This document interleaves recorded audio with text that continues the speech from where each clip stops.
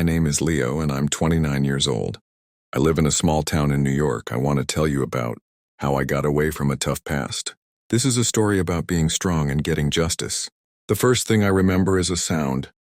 The sound of wood breaking, the lock snapping, and then his shadow filled my doorway. My stepfather's fists were like heavy weights. My shoulder came out of place with the first punch. My ribs cracked with the second. I couldn't breathe and I begged my mother for help. She just stood there with her arms crossed and her eyes cold. I fell to the floor and my vision got blurry. The last thing I heard before I passed out was his laugh. But they should have killed me because what I did next, what I had planned, even shocked the police. He wasn't always a bad guy, at least not at first. When he came into our lives, I wanted to believe he was different. He smiled at my mother like she was the only person in the world. He gave me gifts, asked about my school, and promised to protect us both. For a while I believed him. For a while I thought my mother had finally found a good man. But people show their true selves, and he did it faster than I thought. The yelling started first, then the drinking, then the hitting, and my mother was always silent. That silence hurt more than his fists ever did. The night he broke down my door wasn't by chance. It was because of what I had said. I had talked to him earlier and told him I was done being a good kid. I told him I would tell everyone what he did when no one was watching. His smile that night told me everything. He would hurt me before he ever lost control. And my mother, she chose to be on his side. She chose him. I woke up in the hospital with broken bones and bruises, but my mind was clearer than ever. I didn't cry out for justice. I didn't ask for pity. I made a plan because I knew the truth. Bad people like him aren't afraid of being hit. They are afraid of being shown for what they are. They are afraid of losing control of their story. So I made my own story. Step one was to get proof. While I was getting better, I set things up.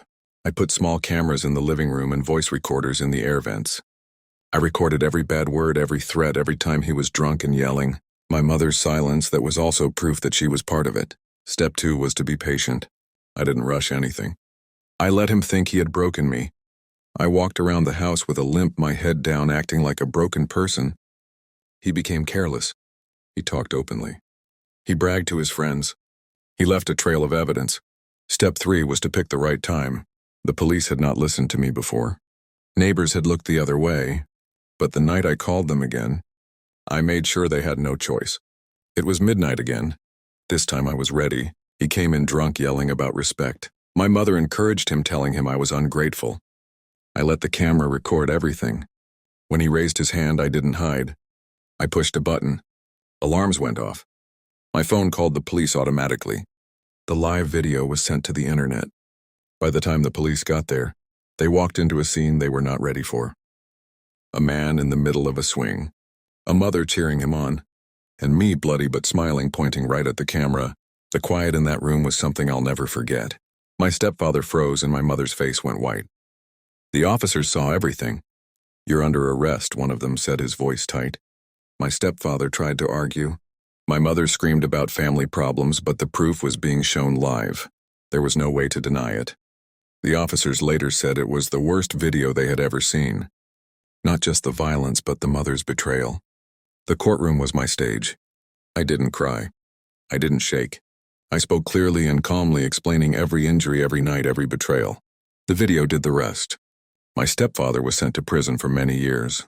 My mother was also charged as a helper, not taking care of me being in a dangerous situation. The silence she used to protect herself became the thing that brought her down. People asked me later if I felt bad, if it was too much to ruin both of their lives. I tell them this. Feeling guilty is for those who choose to be silent. Feeling guilty is for those who break bones and call it love. As for me, I feel nothing but freedom. Now when I look at the scars on my shoulder, I don't see weakness. I see survival. I see proof that bad people can be hurt when you show them the truth. That night they thought they left me broken on the floor. But they didn't break me. They made me. And the look on their faces when the police came in, when they realized the roles had changed, was the best revenge I could have asked for.